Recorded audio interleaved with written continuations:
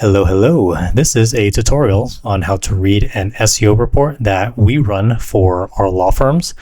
I'm going to walk you through each section. I'm going to show you how we get the data, how to read the data, and what actions you can take based on that data to help you rank higher in Google search. So all of our reports look something like this. I'm going to start off at section 1, which is keyword data. So every number in this chart is taken directly from Google Ads. There's two main reasons why I prefer Google Ads for keyword data compared to other tools. Number one is local metrics. And what I mean by that is this report was generated for a law firm in Bellevue, Washington, which means all of these metrics for DUI lawyer are specifically for the city of Bellevue. A lot of other tools give national metrics, so it wouldn't measure how many people are searching for DUI lawyer in Bellevue. Instead, it would estimate how many people are searching for DUI lawyer in the United States.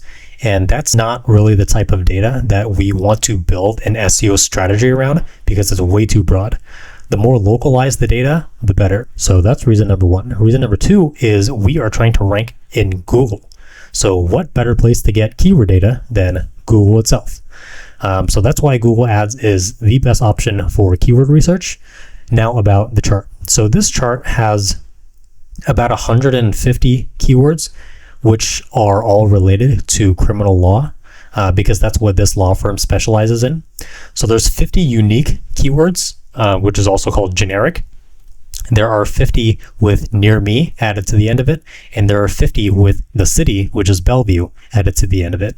You can sort the list by alphabetical order. You can sort it by monthly search volume. You can sort it by cost per click, as well as traffic value per month.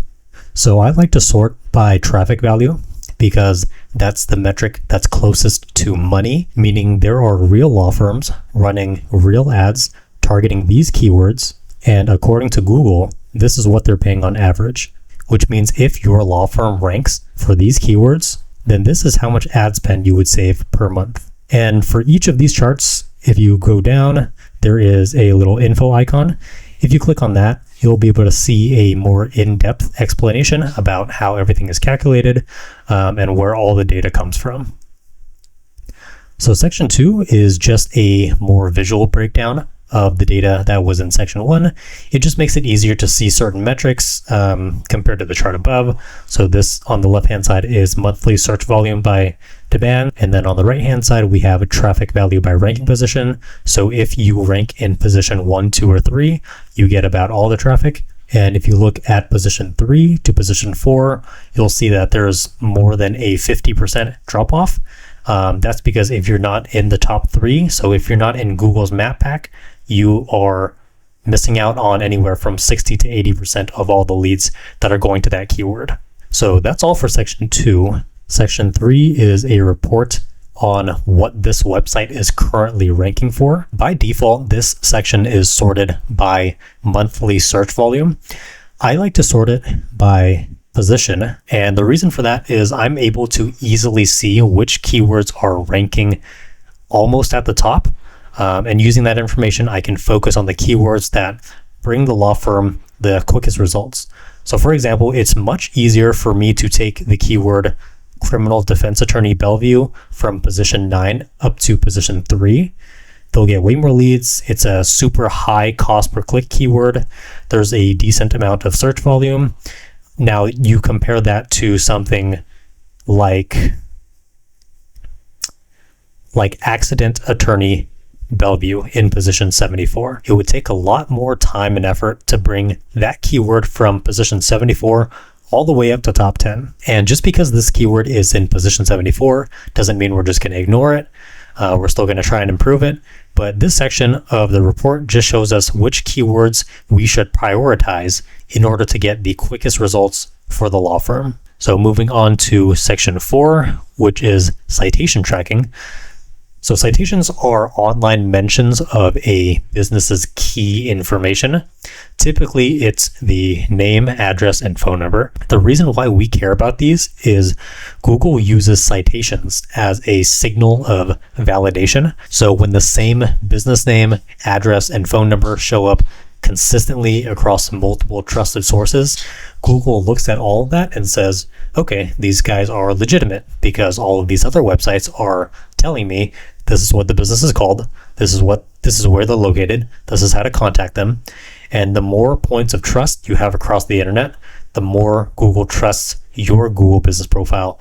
And as a result, you get ranked higher in the search engine and you get more leads and you get more calls. Everybody's happy. So how does citation tracking help with that? So this section has two parts. The first part finds a list of all published mentions of some combination of your business name, address, and phone number. In this case, it found 221 of them across 40 unique websites, and it displays them into certain categories. So social media, legal directories, general directories, review platforms, and other. Under this section, there is a list of about almost 200 websites that you can create listings on. All of these sites are either high authority business directories or social media platforms or directories specifically for law firms. So what I recommend is to sort the list by have and then scroll down and just make listings on all of these platforms until you make your way down to the bottom of the list. Doing this will give your law firm a really solid foundation for improving the rest of your local SEO. And then section 5, we have schema. Schema is basically structured data that's written for search engines and AI to read. I'm not really going to get into that in this video, but if you want more information, you can check out schema.org. So that's basically how to read one of these SEO reports. If you have any questions, drop them in the comments. I will try to answer them the best I can. Hope this video was helpful, and cheers.